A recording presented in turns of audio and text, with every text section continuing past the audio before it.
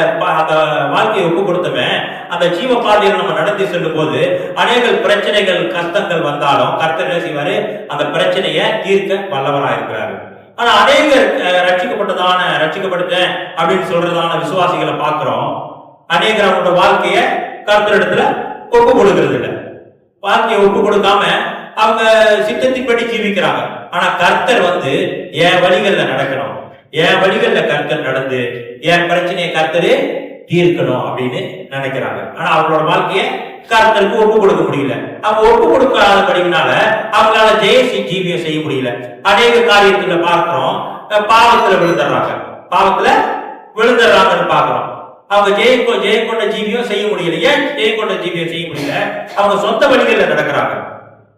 அப்ப கர்த்தரோட வழியில நடந்தா ஜீவியம் செய்யறது கர்த்தர் திரும்ப செய்வார். அவங்க சொந்த ஆசை இச்சையின்படி நடக்கிறாங்க. அந்த இச்சையினால இழுப்புண்டு போய் பாவத்துல விழுகிறாங்கன்னு நம்ம பார்க்கணும். ஆனா அந்த கர்த்தரோட வழிகளில நடக்கணும், அவங்க வாழ்க்கையை கர்த்தருக்கு ஒப்பு கொடுக்கணும்ன்றதான சிந்தை இல்லை. நம்ம வாசிக்கிறோம் யாக்கோபு 4:7. யாக்கோபு 4:7. ஆகையால் தேவனுக்கு கீழ்ப்படிந்திருங்கள், பிசாசுக்கு எதிர்த்து நில்லுங்கள், அப்பொழுது அவன் உங்களை விட்டு ஓடி போவான். இந்த வசனத்தை நம்ம வாசிக்கும் போது அநேகரும் இந்த வசனத்தை வாசிப்பாங்க. ஆனா முன்னுக்குள்ள பகுதியை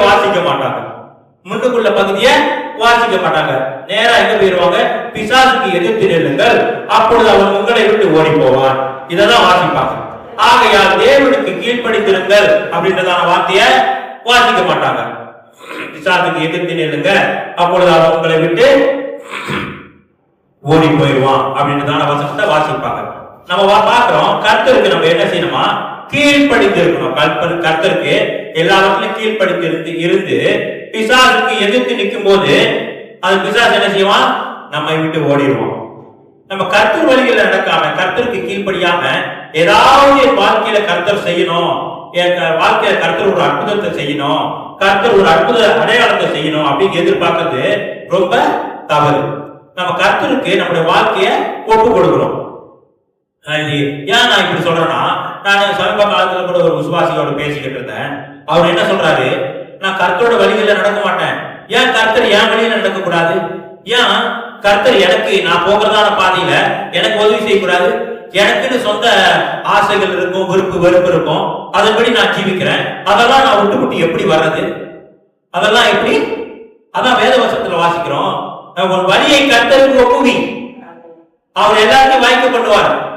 நம்ம ஒரு ஆசை இருந்தாலும் கர்த்தர்கிட்ட சொல்லும் போது கர்த்தர் அந்த காரியத்தை சீர்தூக்கி பார்த்து அது சரி